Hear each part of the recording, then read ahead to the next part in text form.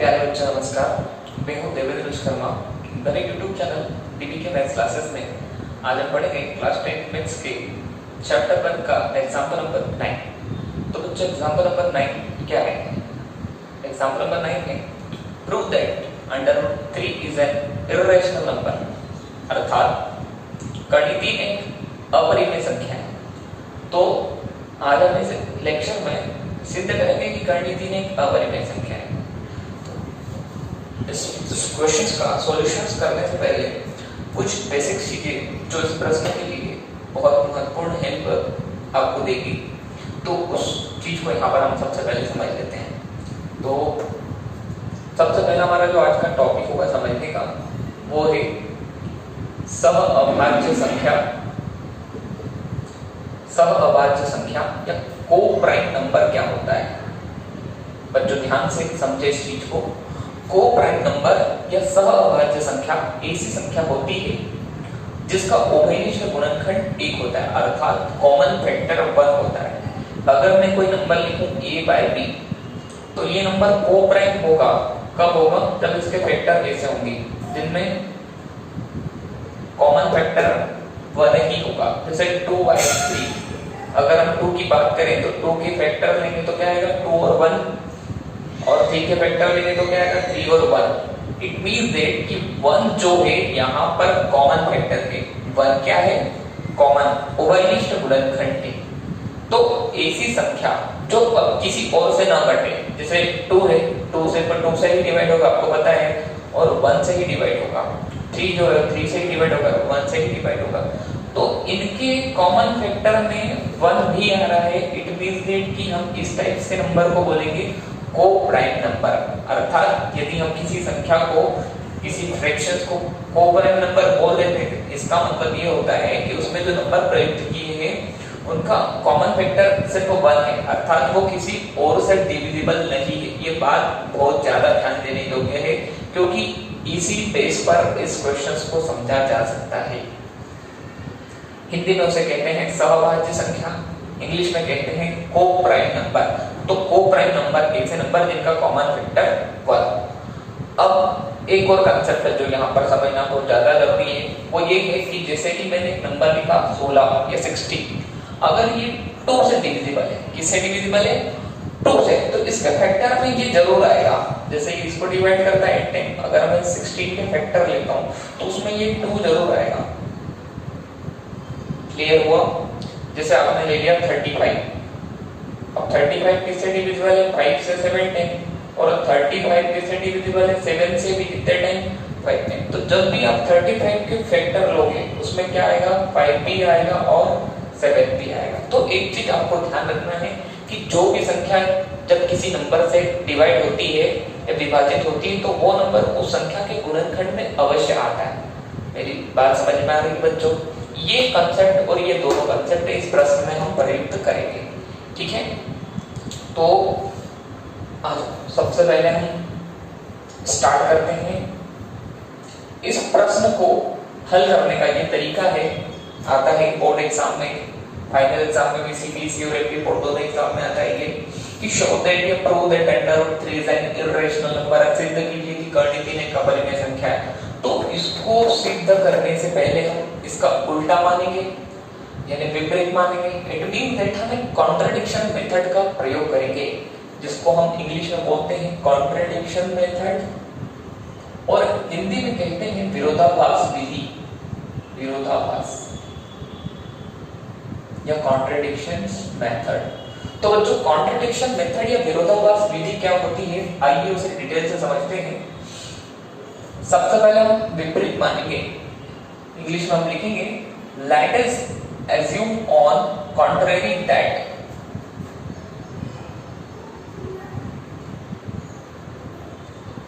let us assume on contrary that √3 is an irrational number. √3 is an irrational number, rational number। अर्थात हमको जो prove करना है उसका कॉन्ट्राडिक्ट करेंगे, बिल्कुल उल्टा लेट करेंगे। हमको इर्रेशनल प्रूव करना है, उसको रेशनल लेट करेंगे। बात समझ आ रही है? हमको क्या प्रूव करना, इरेशनल, और हम क्या लीड करेंगे, रेशनल, ठीक है। अर्थात हमको सिद्ध करना है अपरिमेय, हिंदी में हम इसको मानेंगे परिमेय, हिंदी में क्या लिखेंगे कि आइए विपरीत मानते हैं, आइए विपरीत मानते हैं कि कर्णिक 3 एक परिमेय संख्या है। हमको सिद्ध करना है अपरिमेय, और मान क्या रहे हैं, परिमेय संख्या, ठीक है बच्चों। परिमेय संख्या क्या होती है, ऐसी संख्या जिसे हम p बटे q के रूप में व्यक्त कर सकते हैं जहां q is not equal to 0, which implies that √3 is equivalent to a by b या p by q, जैसे भी आपको लिखना है। मैं यहाँ पर प्रयोग करता हूँ a by b का, ठीक है बच्चों। क्योंकि अगर ये रेशनल नंबर है, परिमेय संख्या है, रेशनल नंबर है, जिसको p by b q या a by b के फॉर्म में लिख सकते हैं, ये ज्यादा महत्वपूर्ण होगा यहाँ पर। Where a and b both are co-prime number, जो हमने इससे पहले समझा था। It means that कि ये दोनों सिर्फ 1 से डिविजिबल है, किसी और से डिविजिबल नहीं है। ये हमने लीड किया है कि ये को-प्राइम नंबर है। बात समझ आ रही है? ऑनेस्ट टाइम क्वेश्चन, इस क्वेश्चन को सोल्व करने के लिए मैं क्या करता हूँ, दोनों साइड का स्क्वायर कर देता हूँ। √3 का स्क्वायर a by b का होल स्क्वायर, ये हो जाएगा स्क्वायर से रूट कैंसिल आउट हो जाएगा, 3 आ जाएगा, और ये हो जाएगा a square bye b square, ठीक है। इसको मैं दे रहा हूँ यहाँ से इक्वेशन नंबर 1, ठीक है बच्चों। सर ये कैसे आएगा, √3 का स्क्वायर करेंगे तो इसको लिखेंगे √3 into √3, अर्थात 3 into 3 और 3 बाहर आ जाएगा, इस टाइप से समझो। या फिर अंडर का मतलब होता है पावर 1/2, और इस पूरे की पावर है 2। जब पावर की पावर होती है तो पावर का मल्टीप्लाई होता है, 3 की पावर 1 मतलब आ गया 3। बात समझ आ रही है? तो दोनों तरीकों से हम ये समझ सकते हैं कि यहाँ से किया ठीक है, a का स्क्वायर a स्क्वायर और b का स्क्वायर b आ गया। यहाँ पर हमारे पास कुछ वैल्यू है, इसको हम ट्रांसफर करके ऐसा लिख लेते हैं कि b square is equal to a square by 3। It means that मैंने ट्रांसफर किया 3 का ट्रांसफर, b स्क्वायर की प्लेस पर 3 आ गया और b स्क्वायर 3 की प्लेस पर आ गया। बात समझ आ रही है? इसका मतलब ध्यान से समझो बच्चों कि अगर मैं इस नंबर a स्क्वायर को 3 से डिवाइड करूं, अगर मैं नंबर a स्क्वायर को 3 से डिवाइड करूं तो पूरा डिवाइड होता है और आंसर आता है b स्क्वायर। बात समझ आ रही है? a स्क्वायर को मैं किससे डिवाइड कर रहा हूं, 3 से, और आंसर आ रहा है b स्क्वायर। नहीं सर हमको समझ नहीं आया। अगर बेटा मैंने ऐसा लिखा 10/2 तो 5 आ रहा है, इसका मतलब क्या होगा कि 10 को 2 डिवाइड कर रहा है और आंसर कितना आ रहा है 5। इसका मतलब हो रहा है कि a square is divisible by 3, यानी कि which implies a square divisible by 3। Hindi में कहेंगे कि a 3 से विभाजित है। हिंदी में क्या लिखेंगे कि a स्क्वायर 3 से विभाजित है, इसलिए a भी 3 से विभाजित है। Therefore a is divisible by 3। अगर a स्क्वायर 3 से डिविजिबल है तो एक थ्योरम होती है, आप एग्जांपल नंबर 9 के पहले √2 इरेशनल नंबर है, उससे पहले 1.4x को पढ़ोगे तो वहां समझ आ जाएगा। उतना कठिन नहीं है, डायरेक्टली भी समझ सकते हो। मैं एक एग्जांपल से समझा देता हूं कि अगर a स्क्वायर 3 से डिविजिबल है तो a भी डिविजिबल होगा। कैसे देखो, अगर 4 का स्क्वायर मान लो 2 से डिविजिबल है तो 4 भी 2 से डिविजिबल होगा। 4 का स्क्वायर कितना होता है 16, 2 से डिविजिबल है, कितना आ रहा है आंसर 8। तो 4 का स्क्वायर डिविजिबल है तो 4 भी तो डिविजिबल है। बात समझ आ रही है? और किसी एग्जांपल से समझिए, 5 का स्क्वायर अगर 5 से ले लो डिविजिबल है तो क्या 5 भी 5 से डिविजिबल होगा? ठीक, ऐसे कई एग्जांपल ले सकते हो आप। कहने का मतलब ये कि अगर a square is divisible by 3 then a is divisible by 3, यहाँ पर हिंदी में लिखेंगे ए स्क्वायर 3 से विभाजित है, इसलिए ए भी 3 से विभाजित होगा। ठीक है। अब बच्चों मैंने आपको एक चीज पहले क्लियर की थी कि जब कभी भी कोई नंबर किसी नंबर को विभाजित कर देगा तो उसके फैक्टर में जरूर आएगा। जैसे मान लो यहाँ पर आंसर आ रहा है कोई सी, तो जब हम इसके फैक्टर लेंगे ए के तो उसके फैक्टर में आएगा 3 into c। नहीं आ रहा समझ में? देखो अगर कोई नंबर है 10 है, वो किससे डिविजिबल है? 2 से डिविजिबल। आंसर कितना आया? 5। तो हम 10 को क्या लिख सकते हैं बेटा? 2 into 5। मेरी बात समझ आ रही है? तो यहाँ पर a किससे डिविजिबल है? 3 से। यही तो कहा कि a is divisible by 3, यानी कि a की डिवाइड में 3 लिखेंगे कोई आंसर आएगा। पता नहीं आंसर क्या आएगा, क्योंकि a वेरिएबल है तो आंसर भी कोई वेरिएबल आएगा। हमने इस 3 को मल्टीप्लाई से डिवाइड में कर दिया तो a इक्वल्स टू क्या आ गया? 3 से। तो यहाँ पर हम लिख सकते हैं which implies a by 3 is equivalent to c। यहाँ पर अगली स्टेप में मैं लिख रहा हूँ अगर a इक्वल्स टू कितना हो जाएगा, यहाँ से 3c हो जाएगा। a by 3 is equal to c। क्या लिखा? a is divisible by 3, मतलब a को डिवाइड करो 3 से, आंसर क्या आ रहा है? c। कुछ भी आंसर आएगा, पर आंसर आएगा ही क्योंकि a डिविजिबल है 3 से। समझ आया? a डिविजिबल है 3 से तो a को 3 से लिखा। अब देखो मैं क्या करता हूँ, इक्वेशन 1 में वैल्यू पुट करता हूँ by equation 1। 3 is equivalent to a का स्क्वायर, a का प्लेस वैल्यू क्या है? 3c, तो a का वैल्यू कितना हो जाएगा? 3c का स्क्वायर, और यहाँ पर क्या है? b square. 3 को हम लिख सकते हैं 3 into 3 और c को लिख सकते हैं c का स्क्वायर, b का स्क्वायर। अब मैं b स्क्वायर को इधर ला रहा हूँ, b स्क्वायर इधर आ रहा है, 3 into 3 c स्क्वायर डिवाइड में 3 से 3 कैंसिल, क्या है? b square 3c square. ठीक है। तो अब इस 3 को मल्टीप्लाई की तरह होगा तो क्या हो जाएगा? डिवाइड में आ जाएगा, b square by 3 is equal to c square. यानी कि आपके पास आंसर आ रहा है जब 3 से b स्क्वायर डिविजिबल हो रहा है तो आंसर क्या आ रहा है? c square. ठीक है। जब b स्क्वायर को हम 3 से डिविजिबल कर रहे हैं यानी डिवाइड कर रहे हैं तो आंसर आ रहा है। इसका मतलब सेम टू सेम ऐसे ही लिखेंगे कि जैसे लिखा था a स्क्वायर डिविजिबल बाय 3, वैसे ही क्या लिखेंगे कि b square is divisible by 3। Same to same लिखेंगे, कोई ज्यादा यहाँ पर टेंशन नहीं लेना। Which implies b square is divisible by 3। So therefore क्या लिखेंगे बच्चों? b is divisible by 3। यदि b का वर्ग 3 से विभाजित है तो b भी 3 से विभाजित होगा।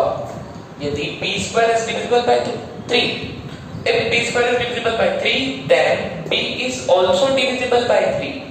ये मैं यहाँ पे इस एग्जांपल के माध्यम से बता चुका हूँ कि अगर b स्क्वायर 3 से डिविजिबल है तो b भी 3 से डिविजिबल होगा।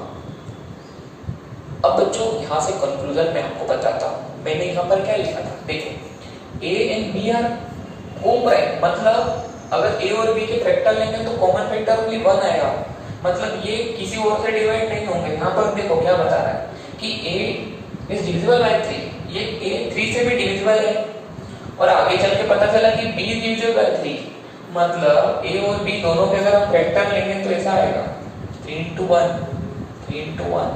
क्यों? क्योंकि हम इसको ऐसा लिखेंगे ना, a by 3 और कोई आंसर तो आएगा, b by 3 लिखेंगे कोई आंसर तो आएगा। क्यों? क्योंकि a divisible by 3, a divisible by 3 कुछ तो आंसर आएगा, b डिविजिबल बाय 3, b को 3 डिविजिबल कर दो कुछ तो आंसर आएगा, और जब इसके फैक्टर लोगे तो उसमें 3 आएगा, तो 1 ही पहले कॉमन था, क्या भी आ रहा है? 3 भी आ रहा है। जबकि जो को-प्राइम नंबर होते हैं उनका कॉमन फैक्टर ओनली 1 होता है। तो ये तो इस बात को कॉन्ट्रडिक्ट करते हैं। कौन कौन? मैं यहाँ पर आपको स्पेशल नोटिफिकेशन से बताता हूँ कि ये और ये कॉन्ट्रडिक्ट करते हैं इस बात को कि ये दोनों को-प्राइम है। यहाँ पर हम लिखेंगे कॉन्ट्रडिक्ट मतलब उल्टा, विरोधाभास कर रहे हैं।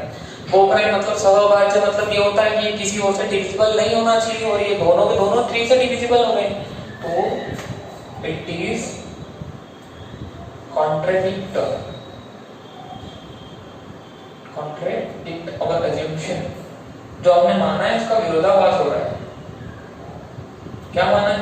कि दैट √3 इज, क्या लेट किया बच्चों हमने, √3 इज रेशनल।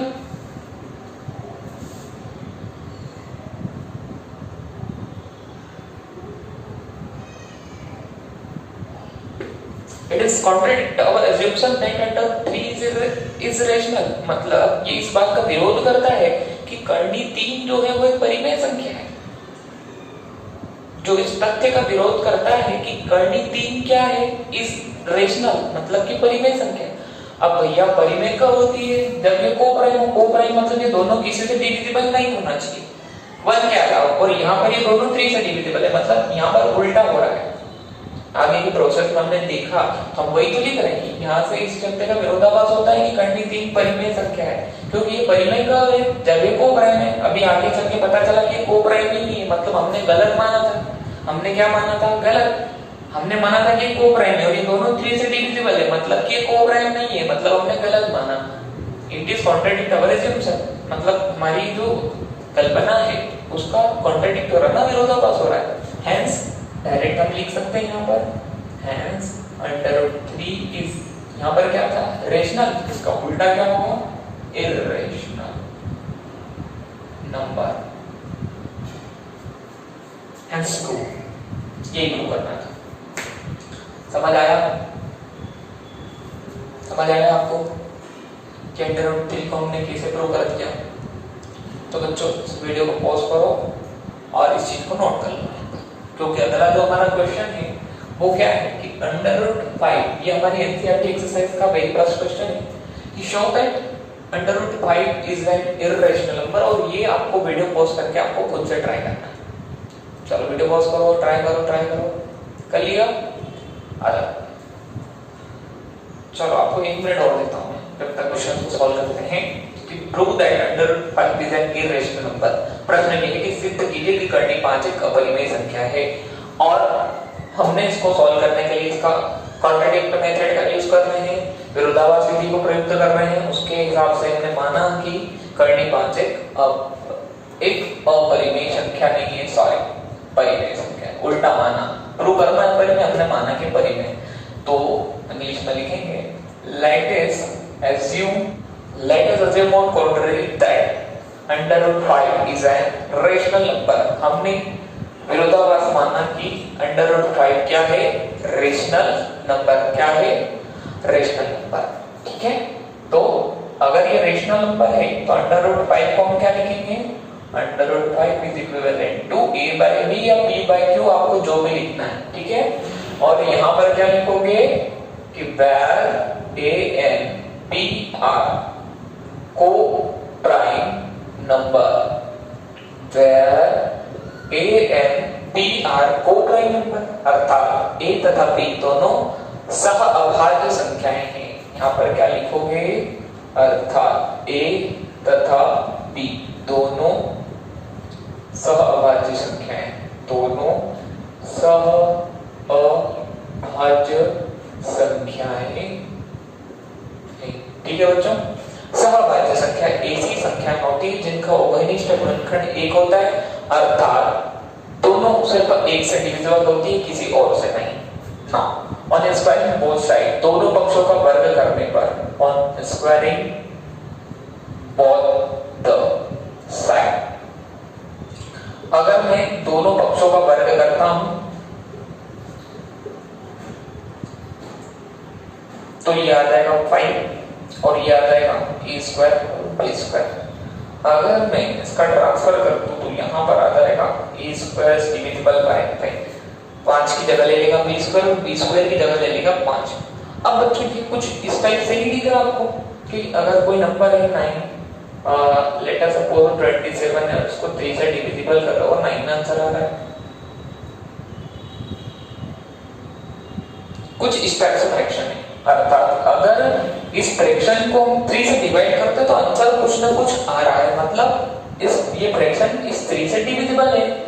और दूसरे शब्दों में ऐसा लिख सकते हैं कि 27 जो होता है वो 3 into 9, अर्थात जो नंबर जिससे डिविजिबल होता है वो उसके फैक्टर में भी आता है। ठीक है, तो a² किससे डिविजिबल है, 5, और आंसर आ रहा है b²। तो मैं यहाँ लिख सकता हूँ कि a² is डिविजिबल बाय 5। बच्चों में लिख सकते हैं कि 27 इज डिविजिबल बाय 3। क्या लिख सकते हैं? 27 इज डिविजिबल बाय 3। या फिर ऐसा भी लिख सकते हैं इसको कि 3 का क्यूब इज डिविजिबल बाय 3। अगर मैं ऐसा लिखूं कि 9 जो है 3 से डिविजिबल है 3 टाइम में, तो मैं ऐसा लिख सकता हूं ना कि 3 का स्क्वायर 3 से डिविजिबल है। बात समझ आ रही है? 3 का स्क्वायर 3 से डिविजिबल है, तो हम ऐसा लिख सकते हैं ना 3 के स्क्वायर को 3 into 3 लिख सकते हैं। तो 3 का स्क्वायर 3 से डिविजिबल है, वैसे ही a का स्क्वायर किससे डिविजिबल है? 5 से डिविजिबल है। तो a स्क्वायर डिविजिबल बाय 5। तो यहां क्या लिखेंगे? अगर a स्क्वायर डिविजिबल बाय 5 है तो a is also divisible by 5। बात समझ आ रही है? अगर a स्क्वायर डिविजिबल बाय 5 है तो a भी 5 से डिवाइड होगा। ये इससे पहले एग्जांपल में क्लियर कर चुका हूं बच्चों। यहां पे क्या करो, अगर 3 का स्क्वायर डिविजिबल है 3 से, तो खुद बिना स्क्वायर के 3 भी डिविजिबल होगा। वैसे ही a स्क्वायर अगर 5 से डिविजिबल है तो सिर्फ a भी किससे डिविजिबल होगा? 5 से डिविजिबल होगा। और जो नंबर जिस नंबर से डिविजिबल होता है हम क्या करते हैं? उसको उसके फैक्टर में लिख देते हैं। जैसे कि एग्जांपल से समझो, मैंने 10 को लिखा कि मैं 2 से डिविजिबल है, आंसर आ रहा है 5, तो मैं 10 को लिख सकता हूं बच्चा 2 into 5। क्या लिख सकता हूं? 2 into 5। वैसे ही यहां पर मैं कुछ ऐसा लिख सकता हूं कि अगर मैं a को 5 से डिविजिबल कर रहा हूं तो कुछ भी नंबर आएगा। c पता नहीं है ना, क्योंकि a पता नहीं है, वैसे ही c भी पता नहीं है। तो अगर मैं इसका ट्रांसफर करूं तो ये हो जाएगा a = 5c। इसको मैं दे देता हूं इक्वेशन का। यहाँ पर बच्चों मेरे को वैल्यू मिला a का 5c, तो मैं क्या करूंगा? इसको इक्वेशन 1 में नोट करता हूं। लिखेंगे on putting value of a is equals to 5c in equation number first। क्या इक्वेशन फर्स्ट है? b square is equal to a square by 5 है, तो a की प्लेस पर क्या लिखूंगा मैं? 5c। बच्चों 5c लिखा और इस पूरे का क्या करना पड़ेगा? स्क्वायर। क्यों? क्योंकि a का स्क्वायर था। अब अगर मैं इसको लिखता हूं तो हो जाएगा 5 into 5c square by 5। 5 से 5 cancel, b square is equals to 5c square। Now b square is divisible by 5, that equal to c square। फिर वही बात कि b square 5 से डिविजिबल है और आंसर आ रहा है c square। तो here b square is divisible by 5, therefore b is also divisible by 5। ठीक है, बात समझ आ रही है? क्योंकि b स्क्वायर अगर डिविजिबल है 5 से तो कौन भी डिविजिबल हो गया? b भी। अब इस जब हम क्वेश्चन को सॉल्व करते हैं तो हम देखते हैं कि हमने सबसे पहले ये लीड किया था कि a और b कोप्राइम है, मतलब इनका कॉमन फैक्टर ओनली 1 होगा, मतलब ये दोनों किसी से डिविजिबल नहीं होंगे। यहाँ पर देखो जरा, a स्क्वायर 5 से भी डिविजिबल है। यहाँ पर देखो जरा, b 5 से डिविजिबल है, मतलब a भी डिविजिबल है 5 से और b भी डिविजिबल है 5 से। मतलब ये दोनों के दोनों, पहले हमने ऐसा कहा था कि ये कोप्राइम है और ये किसी से डिविजिबल नहीं हो, बाद में पता चल रहा कि प्राइम 5 से डिविजिबल है। इसका मतलब कि हमने जो माना था वो तो गलत हो गया ना, कि ये सहभाज्य है। ये सहभाज्य नहीं है। अगर ये सहभाज्य है तो ये परिमेय है, अगर ये कोप्राइम है तो ये रेशनल है। अगर मैं ऐसा बोल दूं कि ये कोप्राइम नहीं है, क्यों कोप्राइम नहीं? क्योंकि ये 5 से डिविजिबल यहाँ भी है और 5 से यहाँ भी है, तो ये कोप्राइम नहीं है, मतलब ये रेशनल नहीं है, मतलब ये क्या है? इररेशनल। क्या हो गया प्रूफ? तो हम लिखेंगे यहाँ पर it is contradict our assumption, contradict our assumption। कौन सी assumption को contradict कर रहा है? हिंदी में लिखेंगे कि ये हमारी कल्पना का विरोध करता है कि कर्णी 5 जो है, सॉरी a और b जो है वो सहभाज्य संख्या है। It is contradict our assumption that, क्या assume किया था कि a and b are covenant। It is contradict our assumption that A and B are coprime। मतलब हमने ये जो माना था उसका कॉन्ट्रडिक्शन हो रहा है, उसका विरोधाभास हो रहा है। तो अगर ये कोप्राइम है तो रेशनल है, अब हम इसका उल्टा बता रहे हैं कि कोप्राइम नहीं है क्योंकि डिविजिबल हो गया, इसका मतलब ये कोप्राइम नहीं है। अब कोप्राइम नहीं है तो रेशनल भी नहीं है, इसका मतलब क्या है, इररेशनल हो जाएगा। लिखेंगे हेंस √5 इज रेशनल नंबर। अतः कर्णी 5 एक परिमेय संख्या है। तो ये हमारा क्वेश्चन नंबर 5 हो गया। ठीक है बच्चों, तो आज के हमारे इस वीडियो में हमने दो क्वेश्चंस किए। कर्णी 3 एक परिमेय अपरिमेय संख्या है और कर्णी 5 एक अपरिमेय संख्या है। ये हमारे एनसीईआरटी एक्सरसाइज का एग्जांपल 9 भी हो गया और एक्सरसाइज का फर्स्ट क्वेश्चन भी हो गया। अब अगर बच्चों ये हमारा वीडियो आपको पसंद आया हो तो मेरे इस YouTube चैनल को लाइक कीजिए, सब्सक्राइब कीजिए और अपने फ्रेंड्स के साथ शेयर कीजिए। Thank you. पढ़ते रहिए।